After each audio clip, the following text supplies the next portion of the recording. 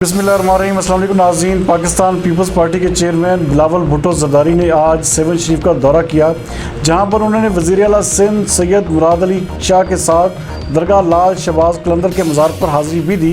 Seven शरीफ से हमारे नुमाइंदे वकार अली मल्लाह के मुताबिक आज पाकिस्तान पीपल्स पार्टी के चेयरमैन बिलावल भुट्टो ज़रदारी की सेवन आमद हुई है, जहाँ पर उन्होंने वज़ीर आला सिंध मुराद अली शाह और निसार खोड़ुक और दीगर पीपल्स पार्टी के रहनुमाओं के साथ दरगाह लाल शहबाज कलंदर पर हाज़िरी भी दी।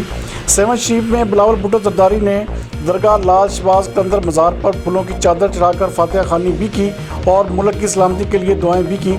इस हवाले से मज़ीद देखते हैं वकार अली मल्लाह की ये रिपोर्ट।